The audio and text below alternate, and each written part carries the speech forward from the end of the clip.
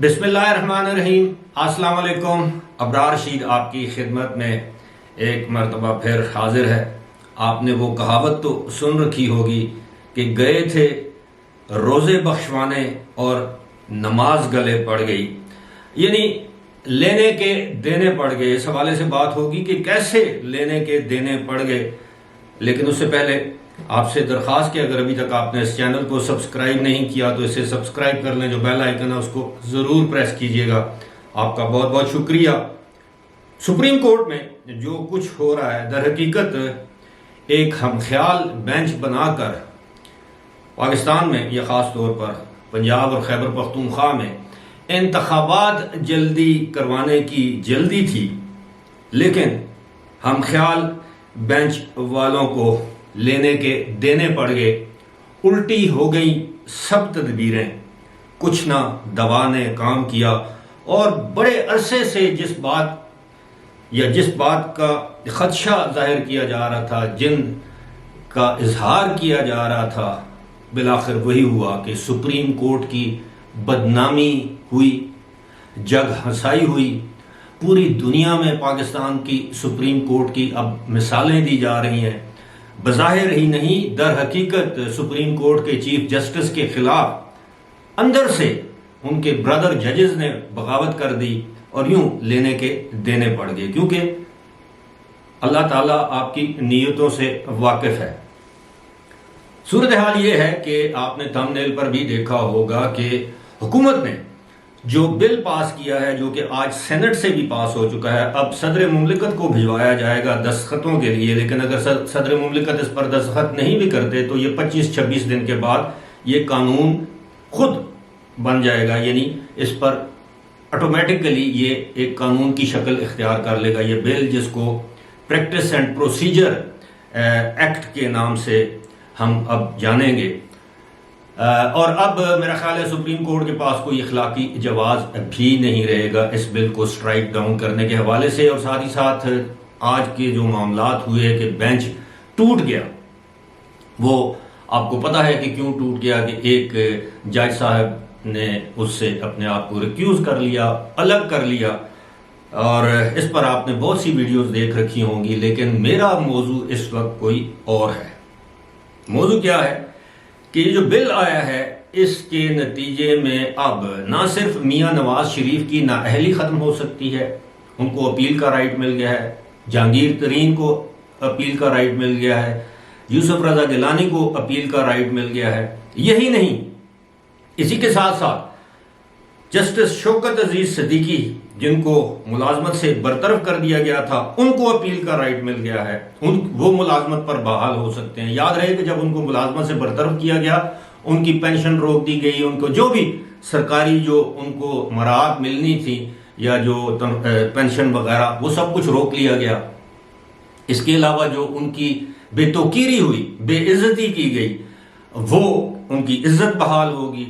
اور سب سے امپورٹنٹ بات یہ کہ جس عدالت نے جس قانون کے تحت عمران خان کو صادق اور امین قرار دیا تھا، وہ صادق اور امین کا لقب بھی واپس ہو سکتا ہے۔ یہی نہیں، بنی گالہ کی جو جائیداد ریگولرائز کی گئی تھی، یعنی اس کو جائز قرار دیا گیا تھا، اور سی ڈی اے کو، کیپٹل ڈیولپمنٹ اتھارٹی کو کہا تھا کہ جی اس کو ریگولرائز کر دیں، وہ ڈیسیژن بھی ریورس ہو سکتا ہے۔ آپ کو یاد ہوگا کہ یہ جو کیس ہے، یہ جو صادق اور امین والا، اگر آپ کو یاد ہو تو حنیف عباسی جو مسلم لیگ نون کے رہنما ہیں، وہ عمران خان کے خلاف یہ پیٹیشن لے کر گئے تھے عدالت میں، لیکن عدالت نے عمران خان کو صادق اور امین قرار دے دیا، اور اس کے بعد حنیف عباسی کے ساتھ جو کچھ ہوا وہ آپ کے علم میں ہے۔ ایفیڈرین کے چکر میں الیکشن سے ایک رات پہلے رات کے 11-11:30 بجے فیصلہ کر کے ان کو نااہل قرار دیا گیا، ان کو قید کی سزا سنائے گی، 14 سال قید ان کو سزا سنائے گی۔ آج بھی وہ کیس بھگت رہے ہیں۔ تو اب حنیف عباسی کے پاس یہ موقع ہے کہ وہ اس فیصلے کے خلاف دوبارہ اپیل میں جائیں گے، اور اب اپیل وہ جج صاحبان نہیں سن پائیں گے، کیونکہ ان میں سے زیادہ تر جج صاحبان ریٹائر ہو چکے ہیں۔ ہاں، جو چیف جسٹس ہیں موجودہ عمر عطا بندیال، یہ اس بینچ کا حصہ تھے وہ اس اپیل کو سن سکتے ہیں، باقی دوسرا کوئی بینچ بنے گا۔ اور اب بینچ بنانا جو ہے نئے قانون کے مطابق بینچ بنانا بھی جو ہے وہ اب چیف جسٹس کا اختیار نہیں رہا، وہ ایک 3 رکنی کمیٹی یہ بینچ بنائے گی جس میں چیف جسٹس ہوں گے اور 2 سینئر ترین جج صاحبان ہوں گے جن میں جسٹس قاضی فائز عیسیٰ اور جسٹس سردار طارق مسعود شامل ہیں۔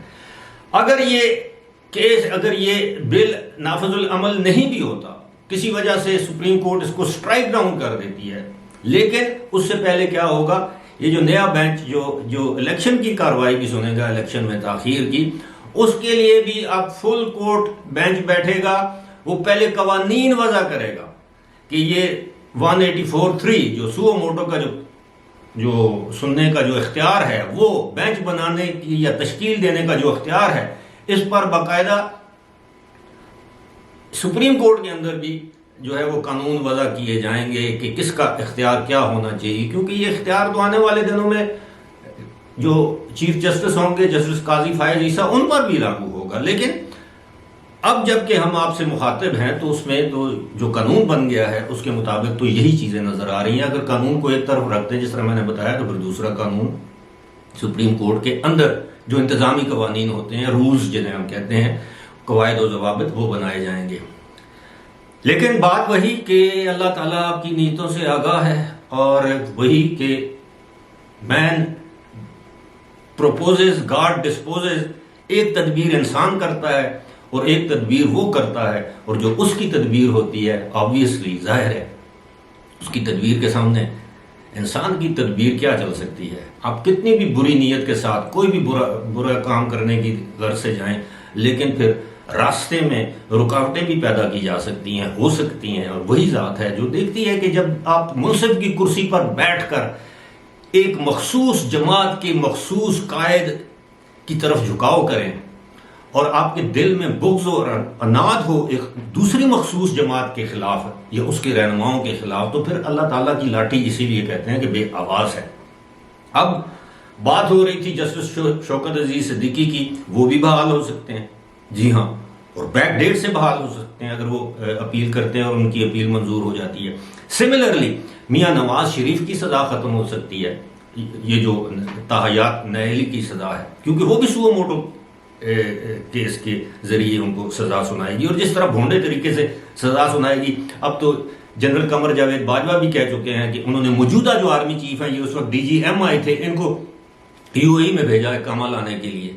اب آپ دیکھیں کہ کس طرح یعنی ایک منتخب وزیر اعظم کے خلاف فوج کے اندر، فوج کے آرمی چیف، فوج کے DGISI اس وقت کے، انہوں نے عدلیہ کے ساتھ مل کر ایک باقاعدہ سازش کی۔ اب جنرل قمر جاوید باجوہ کہتے ہیں کہ وہ نواز شریف کو نااہل قرار دینے میں وہ جو ہے وہ اس میں وہ نہیں تھے، اس سازش کا حصہ نہیں تھے۔ تو آپ کیسے نہیں تھے؟ اقامہ کس نے منگوایا؟ اور پھر آپ خود کہتے ہیں کہ جناب ہم انصافی تھے۔ وہ انصافی انہوں نے نہیں کہا، شاید میتلا نے کہا ہے کہ جی وہ بنیادی طور پر انہوں نے کہا جی ہم جرنیل بھی یوتھیے تھے اور جج بھی یوتھیے تھے، چلے ہم انصافی کا لفظ استعمال کرتے ہیں۔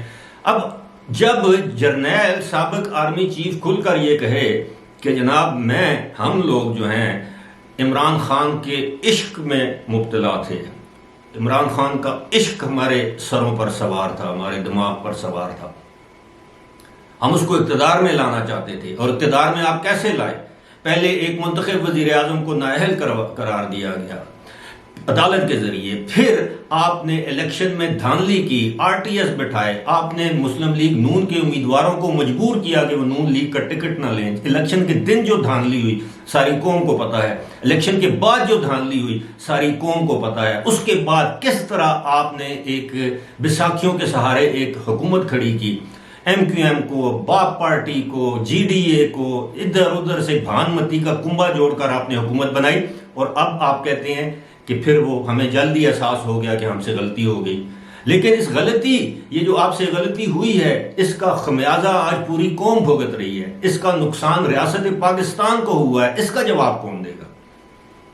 تو یہ معاملات اتنے سمپل نہیں ہیں جتنے آپ کو نظر آ رہے ہیں۔ اب کتنے دنوں سے ہم لوگ، میرے جیسے لوگ آپ کو یہ باور کروانے کی کوشش کر رہے ہیں کہ جناب سپریم کورٹ میں جو کچھ ہو رہا ہے بالآخر ان کے اپنے گلے میں پڑے گا۔ ابھی تو وہ ویڈیوز اور آڈیوز آنی ہیں جس میں مزید لوگ جو ہیں وہ ایکسپوز ہوں گے۔ لوگ سے مراد یہ جو ہمارے معزز، جن کو معزز کہہ کہ ہماری زبانیں تھک جاتی ہیں، جج صاحبان، ان کے کردار آپ کے سامنے آئیں گے۔ پھر کہے گا یہ بہت بڑی سازش ہو رہی ہے۔ اب پی ٹی آئی کا موقف کیا ہے؟ عدلیہ کے اوپر، ججوں کی آزادی کے اوپر، چیف جسٹس کی آزادی کے اوپر قدغن لگائی جا رہی ہے۔ جناب آپ سے کوئی پوچھے کیا جسٹس شوکت عزیز صدیقی جج نہیں تھے؟ ایک دیندار شخص جس کا قصور صرف یہ تھا کہ اس نے کہا تھا کہ آئی ایس آئی والے ہم پر دباؤ ڈال کر فیصلہ کروانا چاہتے ہیں۔ جنرل فیض حمید میرے پاس آئے کہ اس مقدمے کا فیصلہ اس طرح نہیں کرنا ورنہ ہماری 2 سال کی محنت ضائع ہو جائے گی۔ کیا جسٹس قاضی فائز عیسیٰ جج نہیں تھے؟ کس طرح عدالت میں ان کو گھسیٹا گیا، کس طرح ان کی بے توقیری کی گئی۔ کیا عمران خان کی حکومت نے بذریعہ صدر جسٹس قاضی فائز عیسیٰ کے خلاف صدارتی ریفرنس فائل نہیں کیا؟ کیا وہ اپنی برادر ججز کے سامنے پیش نہیں ہوتے رہے؟ کیا ان کی عدالت میں کٹہرے میں کھڑا کر کے ایک جج کو بے توقیر نہیں کیا گیا؟ ان کی اہلیہ کو وہ لاٹھی کے سہارے چل کر وہ خاتون عدالت میں آتی تھی، کیا ان کی بے عزتی نہیں کی گئی؟ ان کی صاحبزادی کو عدالت میں طلب کیا گیا، کتنی پیشیاں انہوں نے بھگتی۔ بالآخر جب فل کورٹ میں میجارٹی ججز نے ان کے حق میں فیصلہ دیا تو حکومت اپیل میں چلی گئی، ریویو میں چلی گئی۔ اس وقت عدلیہ یا جج کی آزادی پر قدغن نہیں تھی۔ اور جسٹس قاضی فائز عیسیٰ وہ شخص ہے، ایک ایسا شخص ہے جس کا سیاست سے کچھ لینا دینا نہیں ہے۔ شاید سپریم کورٹ میں یہ واحد جج ہے جس کا کسی سیاسی جماعت سے کوئی تعلق نہیں ہے۔ اور یہ نون لیگ والے جو جشن منا رہے ہیں، یہ جب قاضی فائز عیسیٰ آئیں گے تو یہ کسی کی سننے والے نہیں، یہ قانون آئین کے مطابق، انصاف کے مطابق فیصلے کریں گے۔ تو کیا جسٹس قاضی فائز عیسیٰ کے حقوق نہیں تھے؟ اور یہ جسٹس قاضی فائز عیسیٰ واحد جج ہیں اس وقت سپریم کورٹ میں جنہوں نے اپنے تمام اثاثے، اپنے ہی نہیں اپنی اہلیہ کے، بچوں کے تمام اثاثے انہوں نے سپریم کورٹ کی ویب سائٹ پہ پبلک کر دیے ہیں کہ جی یہ میرا گھر ہے، فلاں جگہ میرا گھر ہے، یہ فلاں جگہ سے آیا، جو کچھ بھی ان کا بینک بیلنس۔ کیا باقی جج صاحبان یہ کریں گے؟ ہرگز نہیں۔ اس لیے کہ ان کے پاس، قاضی فائز عیسیٰ کے پاس چھپانے کو کچھ نہیں ہے اور یہ ظاہر نہیں کرنا چاہتے، لیکن بالآخر یہ ساری چیزیں دودھ کا دودھ پانی کا پانی ہو جائے۔ مجھے سب سے زیادہ جس بات کا افسوس ہے اس میں supreme court of Pakistan, supreme court of Pakistan بنیادی طور پر 17 ججز پر مشتمل ہوتی ہے۔ یہ 3-4 ججوں کا نام نہیں ہے، لیکن ان 3-4-5 ججز کی وجہ سے آج پوری supreme court of Pakistan, Bharat میں اس پر بحث ہو رہی ہے، برطانیہ میں اس پر بحث ہو رہی ہے، دیگر ممالک میں اس پر خبریں آ رہی ہیں۔ تو کیا یہ پاکستان کے عدالتی نظام کے لیے کوئی نیک شگون ہے؟ ہرگز نہیں۔